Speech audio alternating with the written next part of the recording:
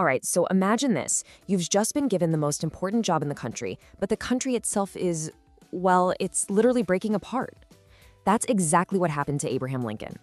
Today, we're going to dive into his story and the American Civil War.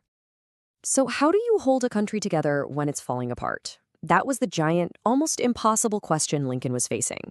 And yeah, to get to the bottom of it, we have to go back to one of the toughest times in America's past. Okay, so let's set the scene. It's 1860, Abraham Lincoln has just been elected president. But get this, before he can even move into the White House, the whole country is already starting to fracture. This was his #1 problem right out of the gate.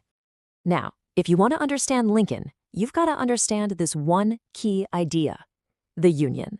To him, the Union was everything. It meant all the states, together as one country. He believed in that with every fiber of his being. Keeping it together, that was his absolute top priority. But, there was a massive problem. The country was basically split in two. You had the North, which was more about factories and a strong central government, and the South, which was more about farming and states having more control. Their ideas were just completely different. And the argument got so heated that a bunch of southern states basically said, you know what, we're out of here. And that's what led to war, a civil war, which is just a heartbreaking idea. A country fighting against itself, brother against brother. For Lincoln, this meant he had a job that no president before him had ever had to deal with. And let me tell you, it was not easy. People were mad, they were scared, and a lot of folks were looking at Lincoln and thinking, is this guy really up to the job? I mean, he didn't have a big military background, and now he was suddenly the commander-in-chief of a nation at war with itself. Can you just imagine that kind of pressure? So, what did he do? Well, for one, he hit the books. He knew he had to learn, so he studied military strategy like crazy. He wasn't afraid to admit what he didn't know. 2, he wasn't afraid to shake things up. If a general wasn't getting the job done, he'd find someone who could. And 3, this is so important, he talked to the people. He used his speeches and letters to explain why they were fighting, what it was all for.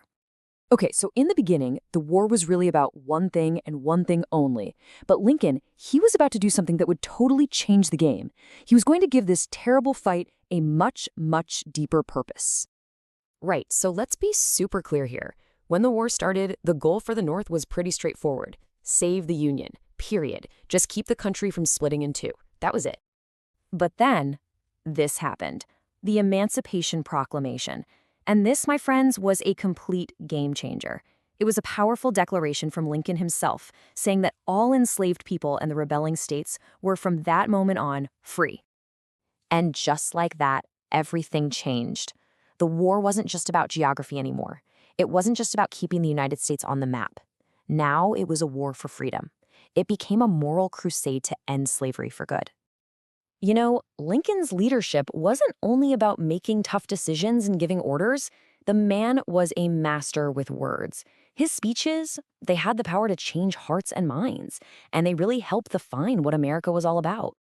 Take the Gettysburg Address, probably one of the most famous speeches in history. It was super short, but so powerful. In it, he reminded everyone of the promise of America, that it was a nation conceived in liberty and dedicated to the proposition that all men are created equal. What he was really doing was putting a big question out there for everyone to think about. Can a country that's built on the idea of equality actually last? He made people see that the terrible cost of the war was really a test of that very idea. It made the purpose of the fight crystal clear. So, Lincoln has managed to hold the country together, and he's transformed the war into a fight for freedom.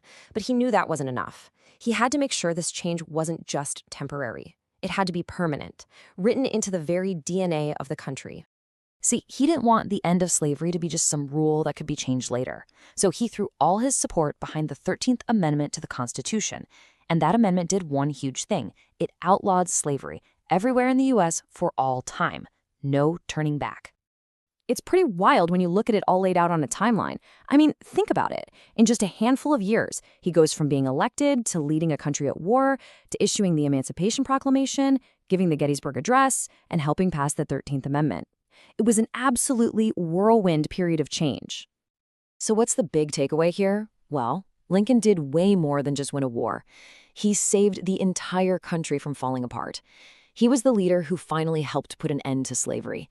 And he challenged America and really the world to truly believe in its own founding promise, equality for all. Which brings us back to our first question. What does it really take to lead when things are at their absolute worst? Lincoln's story gives us a pretty good answer. It's not just about being strong. It's about being humble enough to learn, courageous enough to change course, and having a clear moral compass that guides you through the storm.